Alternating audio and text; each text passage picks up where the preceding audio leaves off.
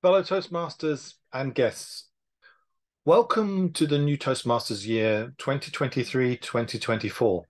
A new year, a new committee, new goals to be set.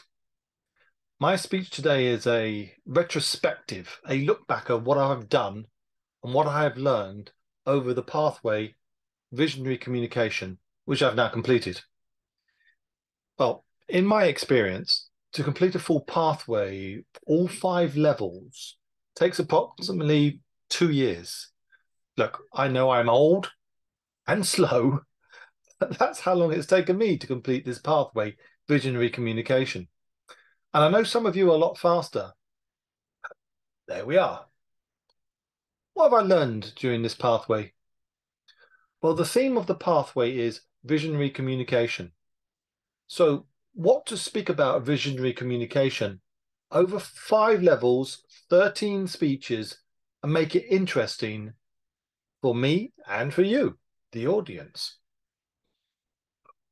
I'm reasonably methodical, so I wrote down all 5 levels and the titles of all the projects that I had to deliver, starting with level 1, researching a subject, level 2, understanding my style of communication and leadership, and then level 3, how to inspire my audience and tell a story. Level 4 continued with how about making improvements using visionary communication. And finally, level 5, how to prepare to speak professionally. So with everything written down, what then? Well, I started to think about what I was going to speak about and how long it would take me. And no, I did not think it would take me 2 years. I really didn't think about the time. I just thought about the topic and what I was going to speak about. Visionary communications, what is it? And how to speak about it? Well, this was the starting point to understand just a little, what does visionary communication actually mean? Well, with a bit of research and over time, I came up with this. I believe that visionary communication is about helping people to explore their goals, Toastmasters goals and non-Toastmasters goals, to get members to think of the possible, that by setting goals and challenging themselves, they could achieve more than they thought possible.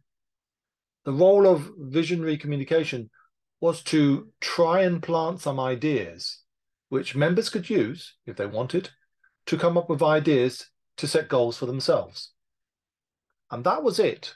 That was my interpretation of what I believe is visionary communications pathway. That is to write speeches that would plant ideas, members could use them if they wanted, and they would come up with their own ideas for whatever goals that they wanted to set. Well, that said, what was I going to speak about then? Well, I've been in Toastmasters for a long time, so I thought, Toastmasters, that could be a key topic. And how to present this information in an interesting way? Well, I thought about telling stories as a means to get my message across, to tell interesting, captivating, and a memorable story. That's a challenge. But I thought, why not? Why not give it a go? So I started to write stories, and each story, they would have a number of questions in them. And the aim was to ask stimulating questions, questions that would lead members to a better understanding of what Toastmasters was all about. And if I were successful, that I would inspire my members to get more involved in their learning and with the running of the club. Looking back, I could see I was using my speeches as a sort of facilitator. That is to say, that my speeches were an indirect guide to assist members to whatever goal that they were working on. And I know this stuff works. For a few weeks ago, I was told that a speech that I had given some time ago inspired a relatively new member at a different club to present a workshop at her place of work. And the topic was on the power of the pause, something that we all learn over time during our meetings. Well, it was nice to hear that kind of feedback coming back to me. It seemed like it to validate what I've been trying to do. Well, as I said at the beginning, my aim in working through this pathway, visionary communication, was to plant some seeds and to see what changes, if any, that would bring. So what sort of topics did I cover? Well, during levels 1 and 2, motivational speeches, one was called Acres of Diamonds, which was about a farmer leaving his land to look for riches overseas when, if he had stayed at home and searched a little closer, he would have found riches beyond measure right under his feet. And a second speech was all about the Toastmasters mentoring program, that what it is, and it was an explanation of what a mentor is and what the mentor-mentee relationship told through the medium of two friends.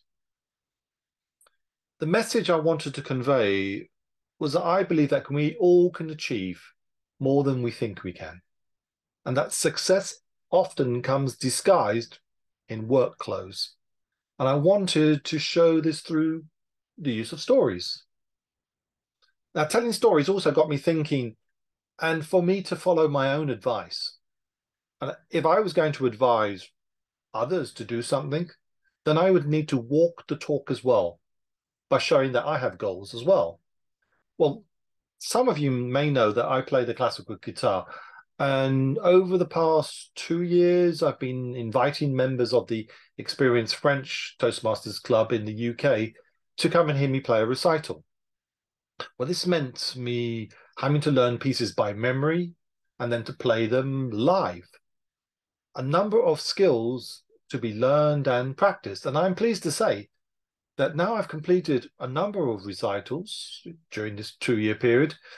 May not sound it's a lot, but it's been an excellent challenge. I'm playing a lot better.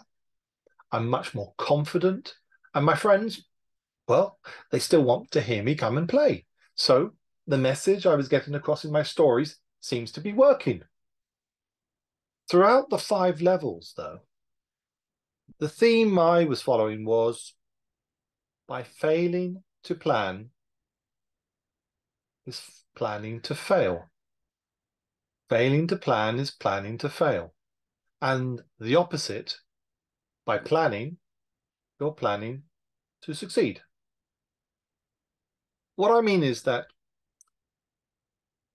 when all members plan their speeches, when all members plan in advance the meetings they will attend, when all members play a part in the way the club is run, when all members voluntarily choose a role for each meeting, when everyone plays an active part in the running of the club, then the results are visible to everyone.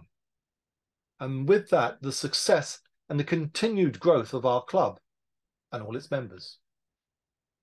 I'm going to repeat this because I think it's important. The key to individual success is, in my opinion, linked to the successful running of a Toastmasters club.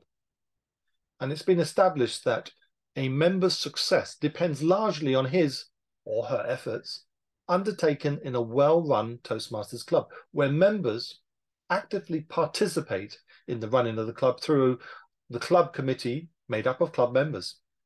Success is achieved when meetings are planned in advance, goals are set by the club, and individual members are encouraged to set their own goals. Success is rarely found in a disorganized and poorly run club. Success is rarely found in a disorganized and poorly run club. Finally, I reached level 5 to prepare myself to go and speak professionally, during which I explained my philosophy for succeeding at almost everything over a 22-minute speech entitled A Little and Often. The key to improving my level of Spanish, for example, was to set myself the goal of doing a little and often. And that might just mean listening to the radio in Spanish for 5-10 minutes, or writing to Angela on WhatsApp in Spanish, whatever the case. The key to the success is to do something, and to do something a little and often. Well, finally, I thought this pathway was about visionary communication, in the sense that it was about communicating a variety of ideas that could help us and guide. But along the way, I discovered that it was more about communicating a variety of ideas that could help and guide me. I learned that whatever ideas I want to convey to others, I should have a go at implementing them myself. How can I expect others to follow me if I don't? So the success of this pathway has been to explore this idea in more detail. And I'm pleased to say that the more I have followed the theme a little and often, the more I've improved. My level of French has improved, my levels of Spanish and Portuguese, and my level of classical guitar have improved. And as all this has been achieved by doing a little bit every day, a little and often. And now I move on to the next theme of pathways and see where that takes me. I do have some tips which I will put in the chat for you that if you wish, you can follow, that you can consider them when you're planning your next pathway. Back to you, Mr. or Madam Toastmaster.